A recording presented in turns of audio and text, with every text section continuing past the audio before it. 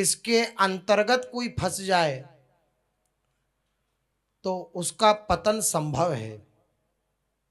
निश्चित इसलिए नहीं क्योंकि भगवान की कृपा से क्या नहीं हो सकता, कहो कृपा ते कहा ना हुई, लेकिन संभव है। प्रायः इस बात को अपने लोगों ने श्रवण कर रखा है। 3 बातें ये खाई स्वरूप वर्णन करी हैं महापुरुषों ने। कंचन, कामनी, कीर्ति। पहली बात कंचन। ये कंचन की आसक्ति, कंचन अर्थात धन, वैभव, ऐश्वर्य, धन से लिए जाने वाले अनेक भोग पदार्थ, ये सब कंचन के अंतर्गत आते हैं। अगर इन कंचन से प्राप्त होने वाली वस्तुओं के प्रति आसक्ति रहेगी तो भगवान के भजन में महत्व नहीं होगा। ज्यादा शौकीनी, ज्यादा ऐश्वर्य भोग, ये भी प्राप्त हो जाए, ये भी प्राप्त हो जाए, ये भी मैं प्राप्त कर लूं, ये वस्तु भी मैं प्राप्त कर लूं, ऐसी हृदय की आकांक्षा जिसकी होती है वो भगवत मार्ग का पथिक होने पर भी कंचन का गुलाम रहता है और इसलिए उसे अनेक धनी मानियों की चाटुकारिता भी करनी पड़ती है। अब जब धनी मानियों की चाटुकारिता होगी तो भगवान से दृष्टि हटेगी, भगवान के चिंतन के प्रति जो आंतरिक भाव भगवत कृपा से प्रकट हुआ था वो क्षीण होगा। तो इसलिए बहुत बड़ी खाई स्वरूप बताया कंचन के प्रति आसक्ति। ये भजन में बाधक है नहीं।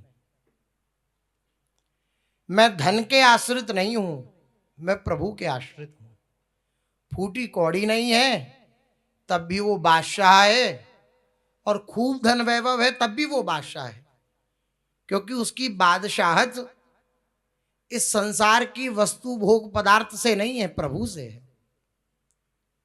सदा दिवाली संत के, 12 मास बसंत।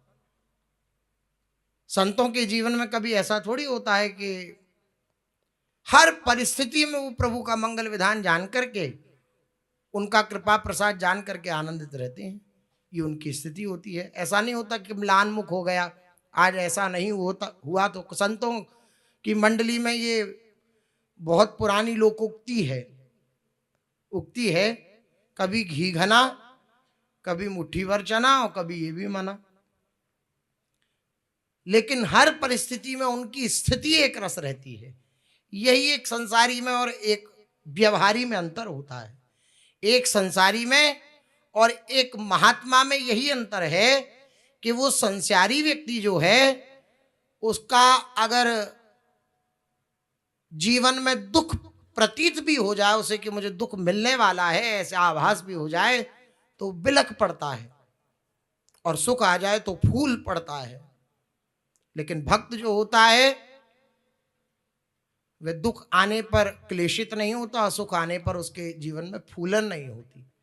दोनों को भगवान का कृपा प्रसाद मानता है जो शरणागत भक्त है। अन्यथा अगर इस कंचन के प्रति महत्व बुद्धि है, कंचन अर्थात ऐश्वर्य, भोग विलास की सामग्री, इनके प्रति महत्व बुद्धि है तो भगवान से दूरी होने लगती है। भगवान से दूर होने लगते हैं, क्योंकि जब उनके प्रति महत्व बुद्धि होगी, वो नहीं होंगे पास में, तो उनको प्राप्त करने की चेष्टा होगी। ऐसी व्यवस्था हो, ऐसा वातावरण हो, ऐसा ये वाला ये होना चाहिए, ये अनेक प्रकार की जो सामग्रियां हैं ऐसी ऐसी होनी चाहिए। तो भगवत चिंतन हटा और विषय चिंतन होने लगा। इसलिए बहुत बड़ी खाई है। 15 दोष हैं धन के अंदर, शास्त्रों में वर्णन है। चोरी, हिंसा आदि ये 15 दोष हैं, भागवत में वर्णन है। 15 दोष धन के अंदर होते हैं। जो धन को महत्व देकर के स्वीकार करता है उसको धन का दोष लग जाता है। तो अब संसार की कोई भी व्यवहारिक लीला होनी है तो वो धन के द्वारा होती है, और धन के 15 दोष हैं तो फिर कैसे संभव है? भाई हम संसार में रहते हैं, कोई भी वस्तु चाहिए, हम मान लो ये भी है तो धन से ही आया है। कैसे? भगवत अर्पित कर दें।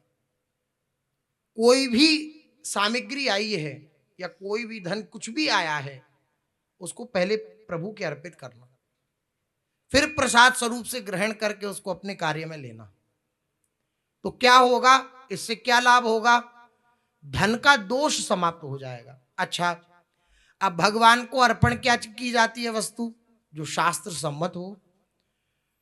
तो जो धन सत कमाई के द्वारा कमाया गया है, उस धन को भगवत अर्पित करना चाहिए और उसी धन का उपयोग जीवन में करना चाहिए। तो ये जो कंचन रूपी खाई है, ये भर जाएगी। खाई भर जाए तो फिर कोई डर नहीं है, फिर कोई डर नहीं रहेगा। भागवत अर्पित कर दे। कोई भी सामग्री हमारे पास है, उसे अमनिया स्वीकार न करे, भगवत अर्पित कर दे, भगवान को दिखा दे। अपने गुरुजनों की आज्ञा है, हमने कोई वस्त्र भी धारण करे नवीन, तो सीधे नहीं, पहले श्री जी को स्पर्श कराए, फिर गुरु चरण पादुका अगर हैं तो उनको स्पर्श कराया, माथे पे धारण किया, फिर धारण किया शरीर में, प्रसादी हो गया वो। अब कोई भी सामग्री जो शास्त्र सम्मत है, वो भोग सामग्री भी भगवान के अर्पण कर देने पर उसका जो विकार होता है, उसका जो प्रभाव होता है, वो आपके भजन को प्रभावित नहीं कर पाएगा। अन्यथा अगर सीधे उसमें महत्व बुद्धि करके, उसकी तरफ प्रियता रखकर सीधा अमनिया भोग किया या सीधे स्वीकार कर लिया, तो फिर ये भजन में बाधक हो जाएगा। इसलिए भजन में बाधक है ये कंचन, और दूसरा कामनी, परस्पर आकर्षण, ये अत्यंत बाधक है। और तीसरी बात है कीर्ति। इसके लिए महापुरुषों ने विशेष सावधानी कही। खूब प्रसिद्ध दोहा है, आप सबको आता होगा, कंचन तजना सहज है। मान लो आज आसक्ति है कंचन के प्रति, अभी विरक्ति का भाव आया, महापुरुषों के संग के प्रभाव से सब कुछ छोड़ दिया, खत्म कहानी। तो इसलिए कह रहे हैं कंचन तजना सहज है, सहज त्रिया का नेह, लेकिन मान बड़ाई ईर्ष्या, दुर्लभ तजना एह। ये दुर्लभ है तजना। ये जो कीर्ति की भूख है, मेरा सम्मान हो, मेरे को सब दंडौत करें, मेरी सब वाहवाही करें, मेरे को कुछ माने, ये जो हृदय की भावना है, ये भगवान से बिल्कुल संबंध विच्छेद कर देती है। क्योंकि ये भावना शरीर भाव को दृढ़ करती है। मान किसका होना चाहिए? शरीर का। सम्मान किसको मिलना चाहिए? शरीर को। किसी प्रकार की कोई अपमानमयी वृत्ति नहीं होनी चाहिए। किसके प्रति? शरीर के प्रति। तो क्या भाव दृढ़ हो रहा है? शरीर भाव दृढ़ हो रहा है, देह भाव दृढ़ हो रहा है। और देहाभिमान ये सबसे ज्यादा बाधक है। पांचे भूले देह सुध, तब छठे भावना रास की, साते पावे रीति रस श्री स्वामी हरिदास की। पांचवी जो सीढ़ी है, प्रथम सुने भागवत भक्त मुत भगवत वाणी, इस प्रकार से जो वर्णन किया गया, उसकी पांचवी सीढ़ी है कि पांचे भूले देह सुध, देहाभिमान का परित्याग हो जाए। यह अनुभव होने लगे कि मैं श्री लाडली जी की निज दासी हूं। ऐसा और ये कब होगा? जब देहाभिमान छूटेगा। और ये कीर्ति जो है, ये कीर्ति का भाव जो है, ये देहाभिमान पुष्ट करता है। वो उस तरीके से चलना, उस तरीके से बैठना, उस तरीके से कहना, उस तरीके से बोलना, इतनी बनावट जीवन में ला देता है ये कीर्ति प्राप्त करने का भाव, कि जो सीधा साफ जैसी की जैसी चादर है वैसी दिखानी थी प्रभु को, उसमें हम दंभ करने लगते हैं। जैसी चादर है, जैसी आपने दी है, जैसी कर दी है, वैसी ओढ़ करके आपके सामने हूं। जैसी चादर है वैसी आपको समर्पित है।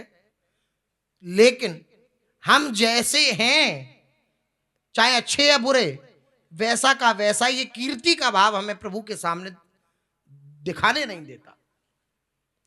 ये दंभ पाखंड प्रकट कर देता है कीर्ति प्राप्त करने का भाव। सामने वाला प्रभावित हो जाए, मैं ऐसी चेष्टाएं करूं, मैं ऐसे चलूं, उठूं, बैठूं, ऐसा खाऊं, ऐसा पीऊं कि जिससे सामने वाला कहे कि बड़े, बहुत बड़े महात्मा हैं, बहुत बड़े भक्त हैं, बहुत बड़े रसिक हैं। ये कीर्ति का भाव ईर्ष्या प्रकट कर देता है, दंभ प्रकट कर देता है, मान की लालसा प्रकट कर देता है, और जितने भी भजन में बाधक तत्व हैं, ये कीर्ति का भाव सब कुछ प्रकट कर देता है, क्योंकि कीर्ति का भाव मूल देहाभिमान को पुष्ट करता है।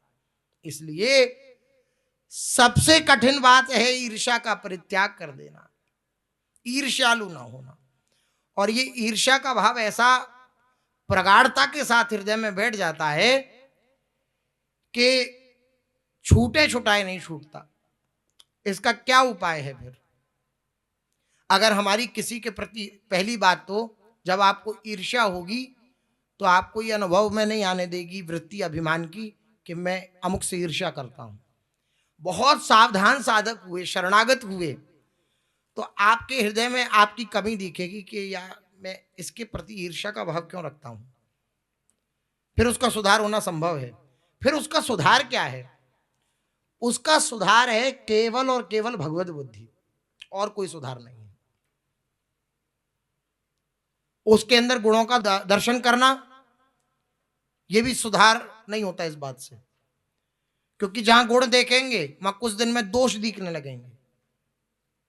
जहां राग करेंगे कि इसमें गुण है बहुत, तो हम प्रियता करते हैं, तो जहां राग होगा वहां द्वेष का प्रादुर्भाव हो जाएगा। सिद्धांत है। इसलिए केवल एक ही उपाय है, मेरे भगवान, मेरे भगवान। पूज्य सदगुरुदेव भगवान ने ये बात अपनी वाणी के द्वारा कही है कि अगर ईर्ष्या से बचना है, चाहे ये प्रतीत हो कि सामने वाला मुझसे ईर्ष्या करता है, और चाहे ये प्रतीत हो कि मैं सामने वाले से ईर्ष्या करता हूं, दोनों ही बातों में एक ही भावना आपकी ईर्ष्या को जड़ मूल से समाप्त कर देगी। ये भावना, ये मेरे प्रभु हैं। ये ईर्ष्या को समाप्त करने की बात है। अब ये कितनी जल्दी आप अब ये कितना कठिन है। आपके हृदय में किसी के प्रति जलन का भाव हो और उसमें भगवान देखना कितना कठिन बात है। भगवत भाव में बहुत बड़ी ताकत है। कहीं भी ईर्ष्या हो, कहीं भी द्वेष का भाव हो, भगवान मानना प्रारंभ कर दें, उसके चरणों की तरफ देखें, ये मेरे प्रभु हैं। वो डांटे, वो प्रतिकूलता देगा, वो विरोध करेगा, वो आपके हृदय में जो भाव है कि इस तरीके से मेरे साथ व्यवहार करे, वो उसके विपरीत व्यवहार करेगा। आपको ये मानना है ये मेरे प्रभु हैं, ये मेरे भगवान हैं। बस बात बन गई, जीत गए। किस बात में जीत गए? भगवत मार्ग में पादार्पण करने का लाभ प्राप्त हो गया, इसमें चलने का लाभ प्राप्त हो गया। क्या लाभ प्राप्त हो गया?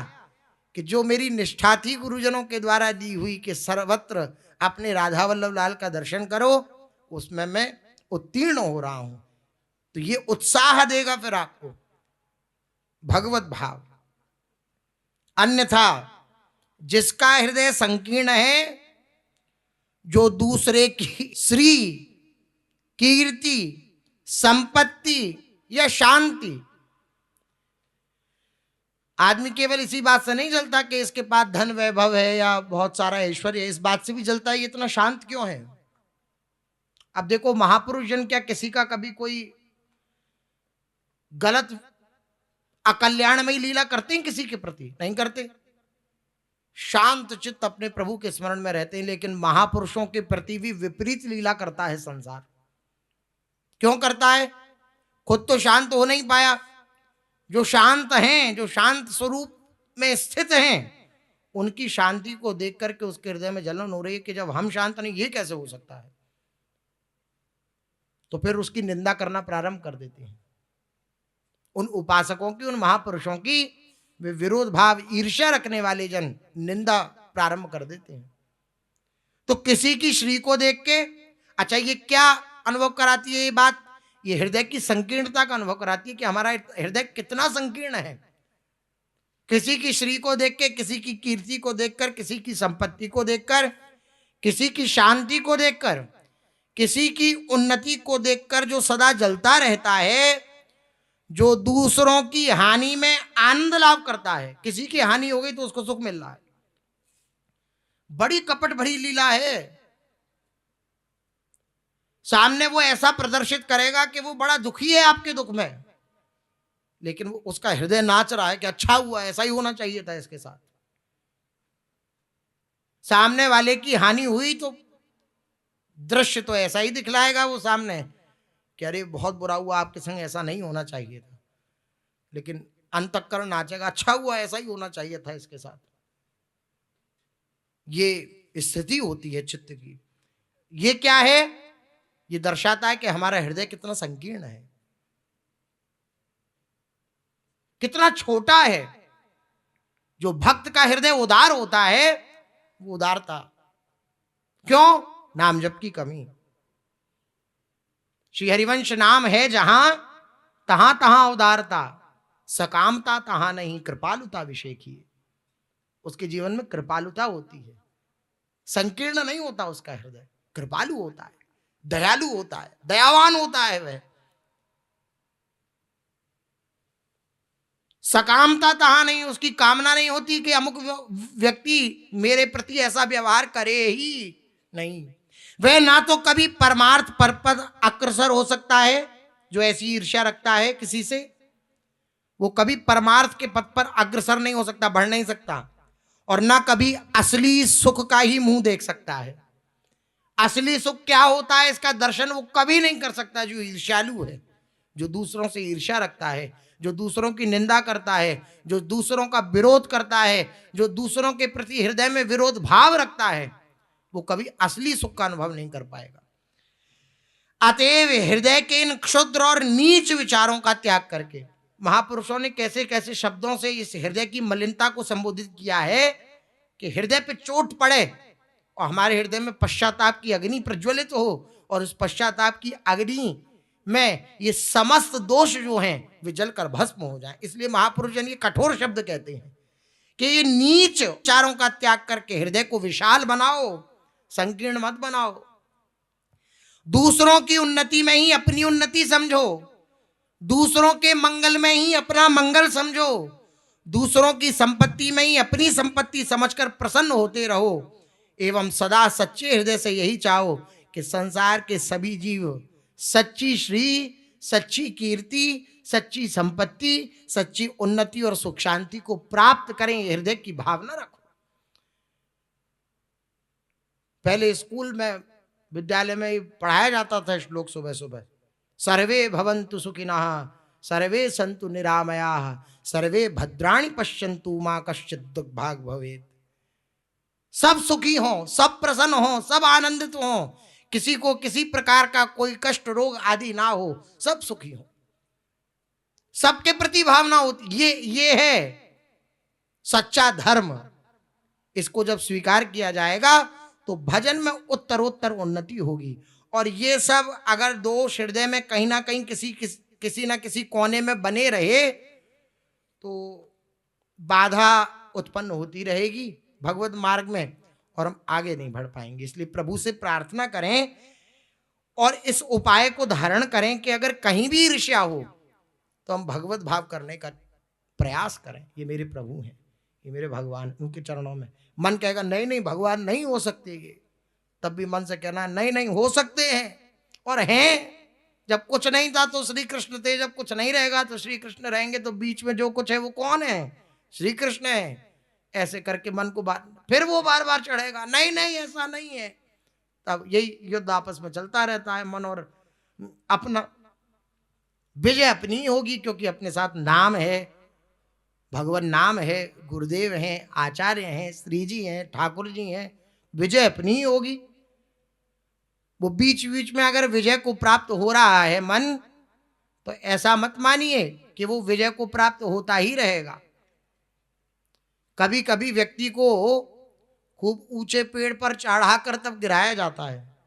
ऐसे ही कभी ऐसा प्रतीत हो कि ये मन बार बार विजय को प्राप्त हो रहा है, मैं बार बार अनुत्तीर्ण हो रहा हूं, पास नहीं हो रहा, फेल हो रहा हूं बार बार, फिर भी हृदय में ये बात जरूर रखिएगा कि ये उत्तीर्ण होते हुए भी एक दिन ऐसा आएगा कि धराशायी हो जाएगा।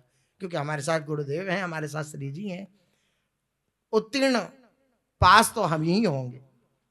चलते हैं, श्रीमन चैतन्य महाप्रभु का चरित्र अपने लोग कथन श्रवण कर रहे हैं। श्री महाप्रभु जी जगन्नाथपुरी में विराजमान है, रथ यात्रा का समय है, रथ यात्रा बलगंडी पर विराजमान है, भोग लग रहा है जगन्नाथ जी का। और बलगंडी के समीप ही एक स्थान है, बलगंडी, उसके समीप ही एक बगीचा है जिसमें श्री महाप्रभु जी विश्राम मुद्रा में विराजमान है। प्रताप रुद्र जी सबका आशीर्वाद लेकर वैष्णवों का, और श्री महाप्रभु जी को आनंद पहुंचाने के लिए और महाप्रभु जी की मुझ पर कृपा हो ऐसा भाव रखकर प्रताप रुद्र जी श्री महाप्रभु जी के निकट गए, चरण संभान करने लगे और गोपी गीत का गायन किया। जिस गोपी गीत का गायन अपने लोग भी कर रहे हैं, जिसका 6वां श्लोक चल रहा है, ब्रज जनार्तिहन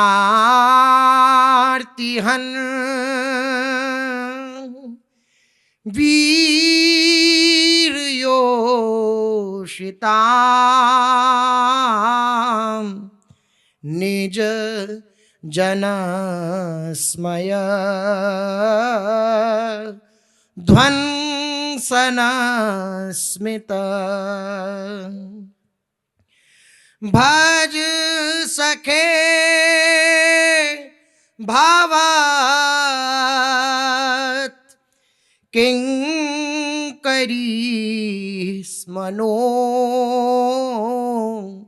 जलरुहा ननं चारुदर्शय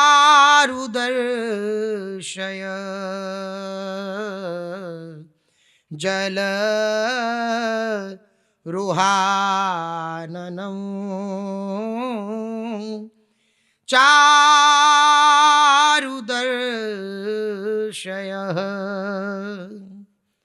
गोपियां भगवान को मनाते हुए कह रही हैं, ब्रज जनार्तिहन वीर योषिताम, हे ब्रजवासियों के दुख दूर करने वाले वीर शिरोमणि, हे श्याम सुंदर,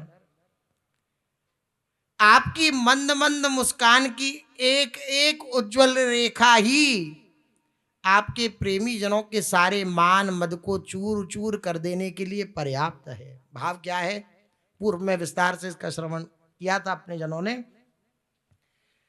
आपकी जो मंद मुस्कान है वो अनंत बलशाली, कामदेव को भी मोहित कर देने वाली है, उसको भी परास्त कर देने वाली है। और जो आपकी मुस्कुराहट का दर्शन कर लेता है, आपकी मुस्कान का दर्शन कर लेता है, तो फिर किसी प्रकार का कोई अहंकार उसके जीवन में नहीं रह जाता। आपकी मुस्कुराहट उसके समस्त दोषों का नाश कर देती है। ऐसे आपकी मुस्कुराहट है। मनसिज मन हरन हास, आपका हास्य कैसा है, मनसिज के भी मन का हरण करने वाला, मनसिज के मन का हरण करने वाला। भागवत के टीकाकारों ने वर्णन किया कि जब रास का प्रारंभ हुआ तो रासलीला के प्रारंभ में अनंग आया श्री ठाकुर जी के पास। पूर्व में वे नारद जी के पास गया था और उसने कहा था कि जहां मैं देखता हूं, जहां दृष्टि डालता हूं, मेरे से कोई ताल ठोक करके युद्ध करने वाला मुझे प्राप्त नहीं होता, सब परास्त हो जाते हैं मुझसे। 5 बाण हैं काम के, सब परास्त हो जाते हैं इन 5 बाणों के द्वारा। ऐसा कोई नहीं मुझे मिला कि जिसके साथ में युद्ध करूं और वो मुझे परास्त कर दे, ऐसा कोई नहीं मिला मुझे। नारद जी ने कहा अच्छा, बात तो तुम ठीक कहते हो, तुम्हें परास्त करना सरल नहीं है, क्योंकि नारद जी स्वयं भी जानते हैं, स्वयं भी अनुभव है। नारद जी ने कहा तुम्हारे युद्ध करने की जो इच्छा है कि कोई ऐसा बलशाली मिले जो मुझे परास्त करे, तो हमें ऐसा लगता है कि तुम्हें वृंदावन जाना चाहिए, और वृंदावन में गोपियों के मध्य में श्री ठाकुर जी रासलीला करेंगे, और तो वहीं पर उनसे प्रार्थना करो, जाके स्वीकार करें। गया ठाकुर जी के पास, शरद रात्रि है, और ठाकुर जी के पास निवेदन करते हुए काम ने कहा कि हमने सुना है आप रासलीला करने वाले हैं, और रासलीला में वही सब क्रीड़ाएं होती हैं जो हमारी काम क्रीड़ाएं हैं, तो आप हमें स्वीकार कर लो, हम आपसे युद्ध करना चाहते हैं। भगवान बोले किले का युद्ध करोगे कि मैदान का युद्ध करोगे? किले का युद्ध छोटा युद्ध, मैदान का युद्ध बड़ा युद्ध। काम ने कहा आपकी जैसी रुचि हो। बोले मैदान का युद्ध होगा, शरद रात्रि है, मैदान का युद्ध होगा। अभी तो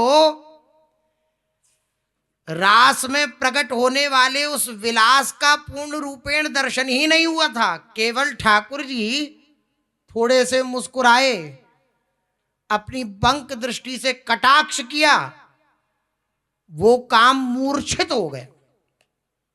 श्री ठाकुर जी की मंद मुस्कान को देखकर और उस कटाक्ष को देख करके वो काम मूर्छित हो गया, धराशायी हो गया। और जब उसको पुनः मूर्छा से वह छूटा तो उसने देखा कि मेरे ना होते हुए भी मैं सम्मिलित नहीं हूं इस क्रीड़ा में, लेकिन फिर भी ये चेष्टाएं तो मेरी ही हो रही हैं, ये कैसे संभव है? तब भगवान ने अपने ऐश्वर्य का दर्शन कराया। ये ब्रज लीला के अंतर्गत महापुरुषों ने भागवत की अनेक टीकाओं में, रास पंचाध्याय की टीकाओं में इसका वर्णन किया है। तो वही बात कह रही हैं गोपीजन कि आपकी मुस्कुराहट में, आपकी मुस्कान में इतनी ताकत है, इतनी ताकत है कि सबसे ताकतवर काम भी वे भी अहंकार धारण करके आपके समक्ष आवे तो आप उसके अहंकार को, उसके मन को भी मथ डालते हो। मूर्छित हुआ काम पुनः जीवित हुआ, और फिर उस जीवित काम को मथ डाला भगवान की रूप माधुरी ने।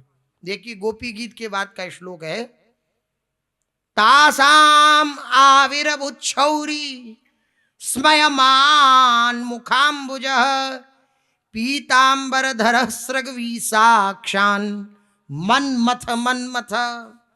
मनमथ के मन को भी मथ डालने वाला वो स्वरूप, ऐसा स्वरूप प्रकट हुआ, ऐसा दिव्य स्वरूप प्रकट हुआ प्रभु का। वही गोपियां कह रही हैं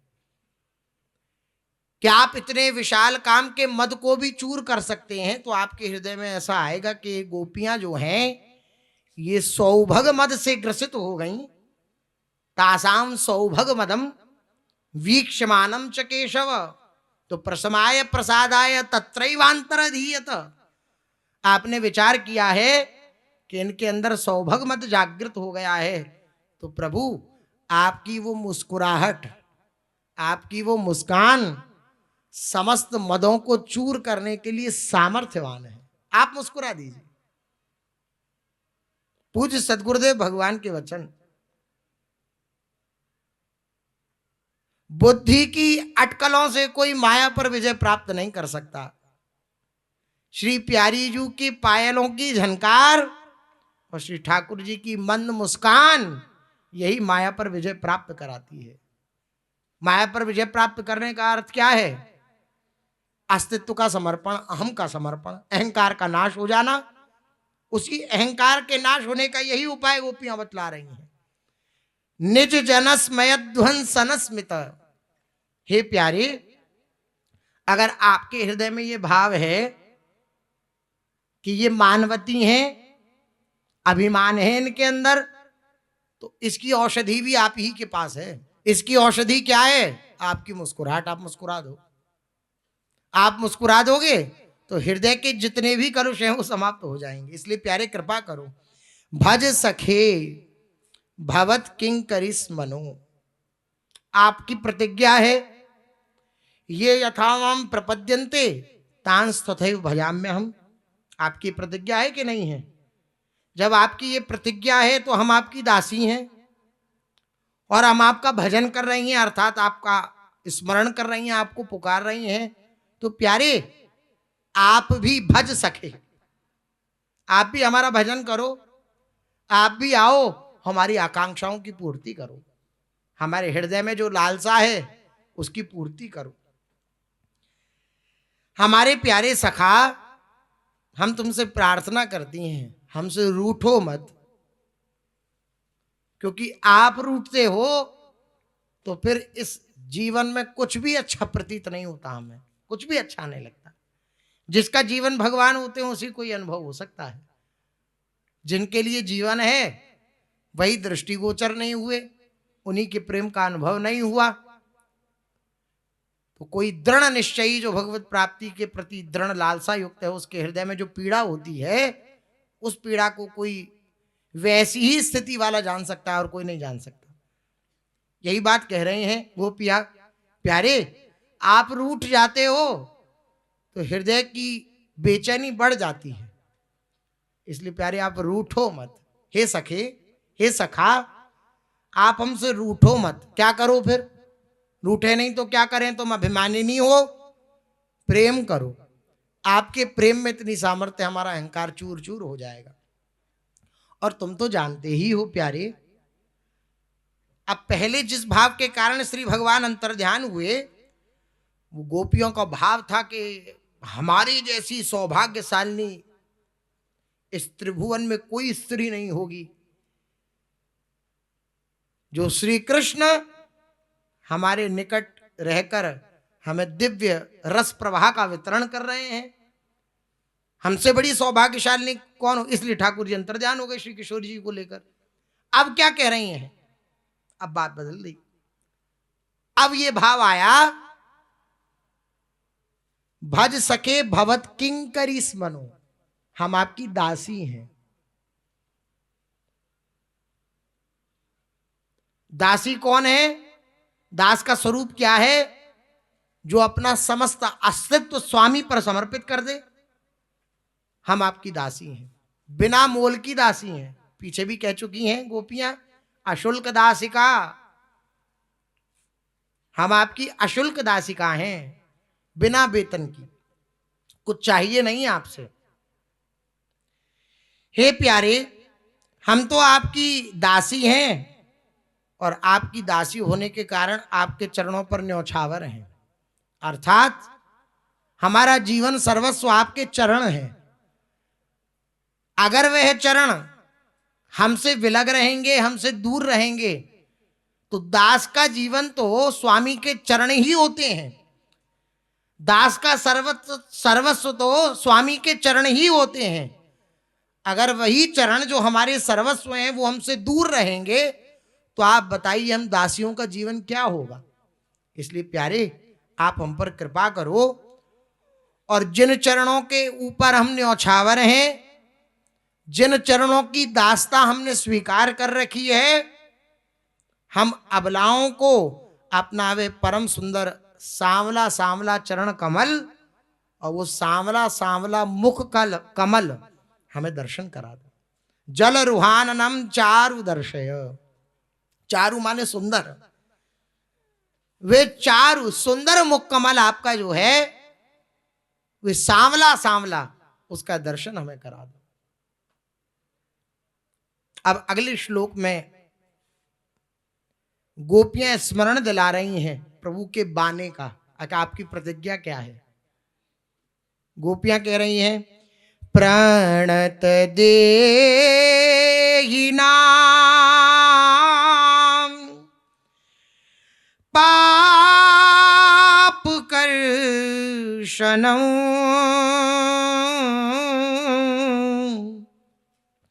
तृण चरानुगम श्रीनिकेतनम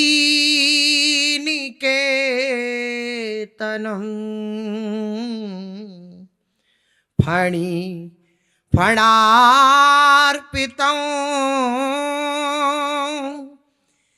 ते पदाम्बुजं कृणु कुचेषु नः कृन्दिरेक्षयम्।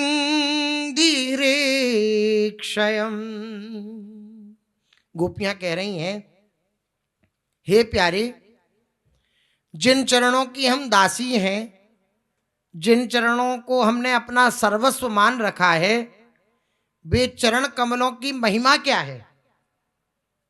श्री ठाकुर जी के श्री चरणों की महिमा का वर्णन गोपियां कर रही हैं। बोले आपके चरण कमल कैसे हैं? प्रणत देहि नाम पाप कर्षणम। आपके चरण कमल शरणागत प्राणियों के सारे कष्टों का हरण करने वाले हैं, सारे पापों का नाश करने वाले हैं आपके चरण कमल। जो इन चरणों का आश्रय ले लेता है, जो इन चरणों के आश्रित हो जाता है, उसके समस्त कष्ट, उसके समस्त कर्म बंधन, उसके समस्त दोष, उसके समस्त अपराध, उसके पाप, उसका आप कर्षण कर लेते हैं, आकर्षित कर लेते हैं उन पापों को, अर्थात उसके अंदर नहीं रह जाते। जैसे भगवान ने मन आकर्षित किया, तो जिसका मन आकर्षित किया फिर उसके हृदय में मन की कोई सत्ता रह जाएगी क्या? ऐसे ही भगवान का एक नाम मानो गोपियों ने दिया, पाप कर्षणम। आप क्या करते हो? पापों का कर्षण कर देते हो, खींच लेते हो। ब्रजे प्रसिद्धम नवनीत चौरम गोपांगनानाम चदुकूल चोरम। और कैसे चोर हैं ये? कैसे सर्वस्व हरण करने वाले हैं ये? चोर कौन होता है? सर्वस्व जो हरण कर ले। कैसा सर्वस्व हरण करने वाले हैं ये? अनेक जन्मार्जित पाप चौरम चौराग्रगण्यम पुरुषम नमामि। आप कैसे हैं? अनंत जन्मों के पापों के समूह को आप नष्ट कर देते हैं, उनका कर्षण कर लेते हैं, उन्हें खींच लेते हैं। आपका ये प्रभाव है। उद्धव जी ने इसी महिमा का वर्णन किया भागवत में, भगवान की शरणागति का वर्णन किया। जो इनके चरणों के आश्रित हो गया, उसके समस्त कर्म बंधनों को ये छिन्न भिन्न कर देते हैं। अथातयानंद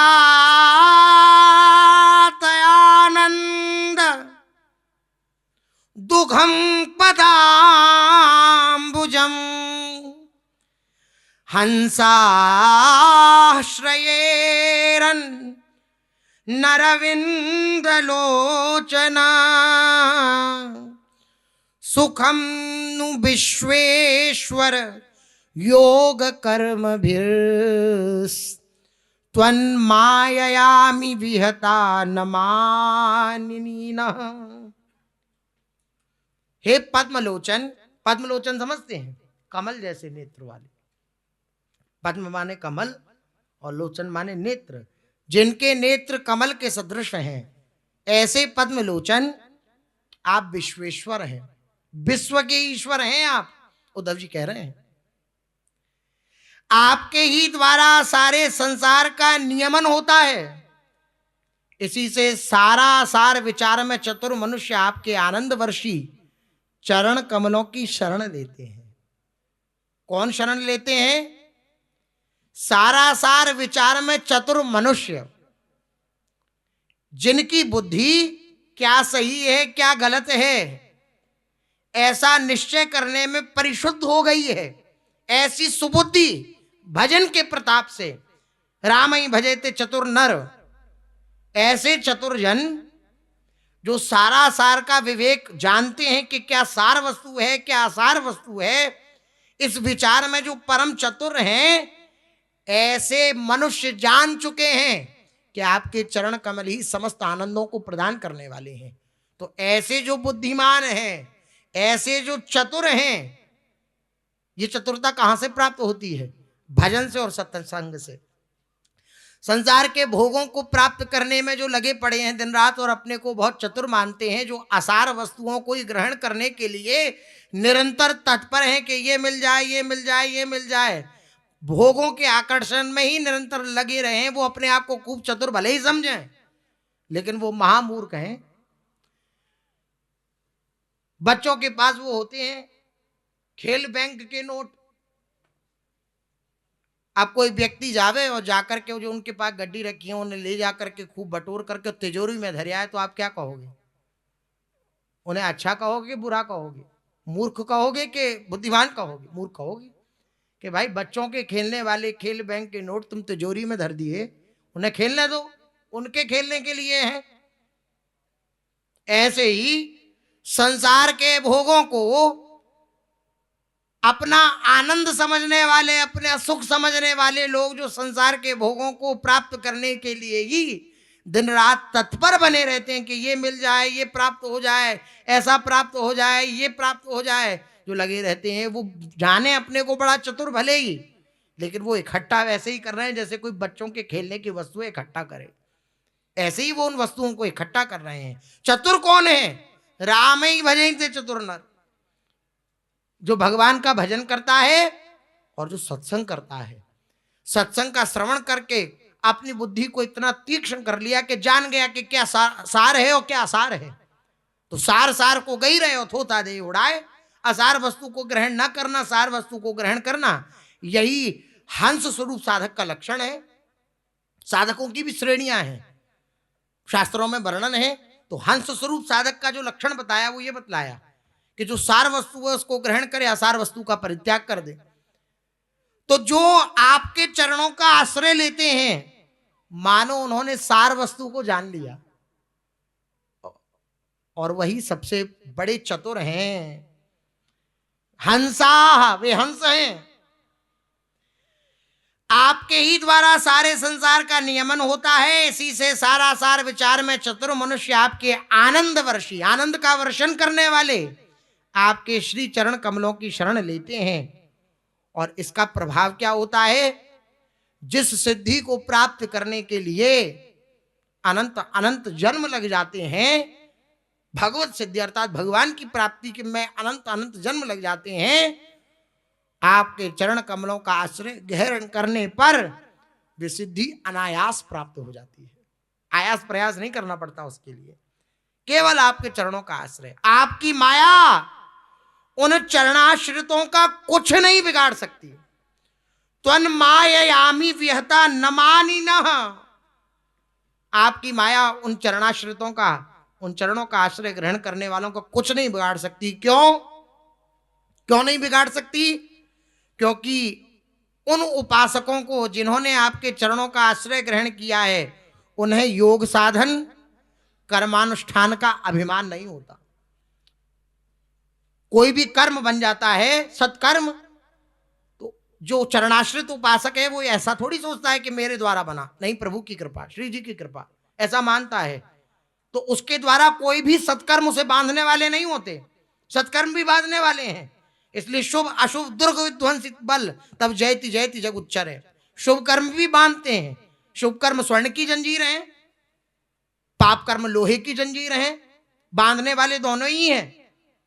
लेकिन जो आपके चरणों का आश्रय ग्रहण कर लेता है, उन्हें कर्मानुष्ठान का अभिमान नहीं होता। मेरे से इतना बड़ा कर्म बन गया, मेरे से इतना बड़ा शुभ कर्म बन गया, मैंने इतने लोगों को पवा दिया, मैंने इतने लोगों को वस्त्र दे दिए, मैंने इतने लोगों का भंडारा कर दिया, मैंने ऐसा कर दिया, ऐसा। और कर्मानुष्ठान जो सत्कर्म उसके द्वारा हुए, उसका अभिमान उसके अंदर नहीं होता। और अपने द्वारा साधन जो भगवत प्राप्ति के होते हैं, वो अगर उसके द्वारा बनते भी हैं, तो उसका भी अभिमान उस उपासक के अंदर नहीं होता जिसने आपके चरणों का आश्रय ले रखा है। इसलिए माया उसका कुछ नहीं बिगाड़ सकती। इसका अर्थ क्या हुआ? अगर माया हमें बार बार परास्त कर रही है, इसका अर्थ यह हमारे हृदय में अहंकार है। अर्थ यही हुआ इसका। जिसके हृदय में अहंकार नहीं, कर्मानुष्ठान का और अपने योग साधन का बल नहीं, अपने कर्म का बल नहीं, अपने आचार विचार का बल नहीं, केवल इनके चरणों का बल है, तो वो निश्चित रूप से इनको प्राप्त कर लेगा। और जिसको बल है कि मैं इतना तपस्वी, इतना योगी यति, तो फिर बात बिगड़ जाएगी, माया परास्त कर देगी। परंतु जो आपके चरणों का आश्रय नहीं लेते वे योगी और कर्मी। भागवत का वचन है, उद्धव जी महाराज श्री कृष्ण के सामने कह रहे हैं कि जो आपके चरणों का आश्रय नहीं लेते, गोपीजन चरणों की महिमा वर्णन कर रहे हैं ना, उसी का विस्तार है। जो आपके चरणों का आश्रय नहीं लेते वे योगी, वे कर्मी अपने साधन के घमंड से फूल जाते हैं और अवश्य ही आपकी माया ने उनकी मति हर ली है, वो माया के द्वारा परास्त हो जाते हैं। जो मानते हैं कि मैं कुछ करने वाला हूं, मैं साधन करने वाला हूं, मैं सत्कार्य करने वाला हूं, उसको माया रोंदती रहती है। अगर माया हमें रोंद रही है दिन रात, सीधा सा अर्थ यह है कि हमने अपना भार अपने ऊपर ले रखा है। अभी श्री जी ठाकुर जी के चरणाश्रित नहीं हुए, क्योंकि जो चरणाश्रय प्राप्त कर लेता है तो महान भागवत हैं उद्धव जी।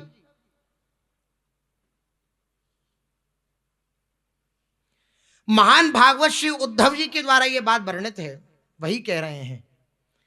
अब अगली बात कह रहे हैं, किम चित्रमच्युत तवै तदशेष बंदो दासेष्वनन्य शरणेषु यदात्म सात्वम यो रोचयत सह मृगैः स्वयमीश्वराणाम श्रीमत् किरीट तट पीड़ित पाद पीठ। हे प्रभु, आप सबके हितैषी हैं, आप सबके सुहृद हैं, आप अपने अनन्य शरणागत बलि आदि सेवकों के अधीन हो जाएं। भाई, आपका स्वभाव क्या है? कह रहे हैं आप सबके हितैषी हैं, आप सबके सुहृद हैं। इस स्वभाव के कारण आप अपने शरणागत बलि आदि सेवकों के अधीन हो जाएं, यह आपके लिए कोई आश्चर्य की बात नहीं है। क्यों? क्योंकि आपने रामावतार ग्रहण करके प्रेमवश वानरों से भी मित्रता करी। वानरों से कौन मित्रता करता है?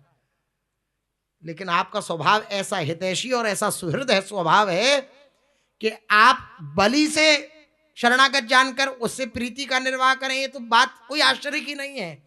आप वानरों से प्रीति का निर्वाह करते हैं। प्रभु तरुतर कपिडार पर ते किए आप समान, तुलसी कहूं ना राम से साहिब शील निधान। तुलसीदास जी कह रहे हैं ऐसे शील निधान स्वामी त्रिभुवन में कहीं प्राप्त नहीं होंगे।